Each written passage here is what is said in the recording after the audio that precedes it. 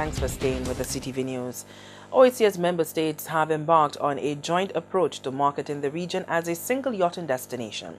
This is part of a coordinated and sustained approach to further develop the sector and comes as the result of a series of targeted activities as outlined in the OECS tourism policy and mandated by the OECS Council of Ministers of Tourism.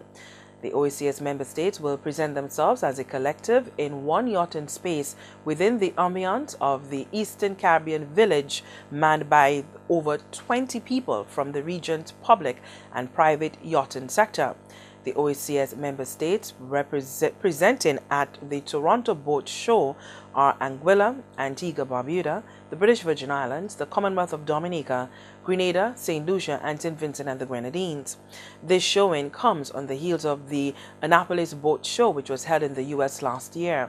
Dr. Lorraine Nicholas is the Program Officer for Tourism at the OECS Commission.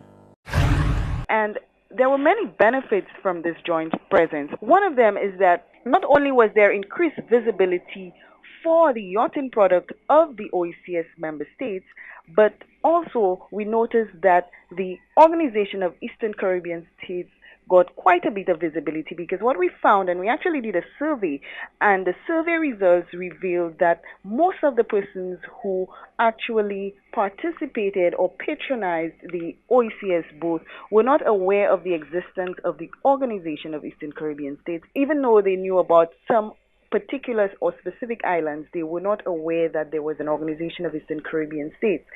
One of the other benefits is that this joint presence provided private and public sector officials from across the OECS with an opportunity to network with seasoned industry professionals in the yachting sector in the United States and even in Canada, because we had persons from Yachting Canada, we had boat manufacturers, we had yacht charter companies, and they engage in one-on-one discussions with these industry professionals. Dr. Nicholas says the benefits for the islands remain substantial, as potential visitors can sign up for the next yachting vacation immediately.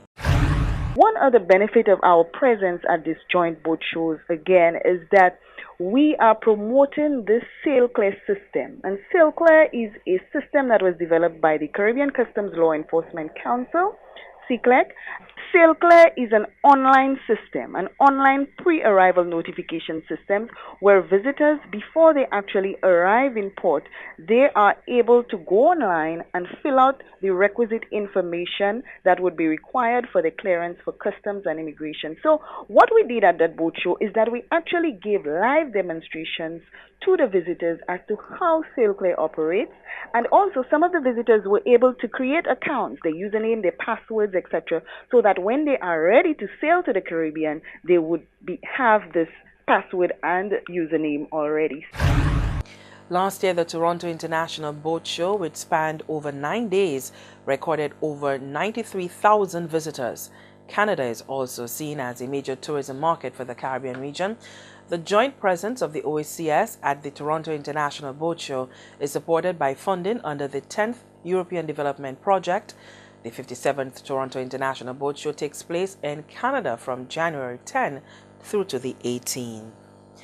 Meanwhile, weeks after bringing the curtains down on a highly successful 2014 Atlantic Rally for Cruisers, the Ark, St. Lucia is again getting ready to bid bon voyage to close to 24 yachts participating in the World Ark 2015-2016.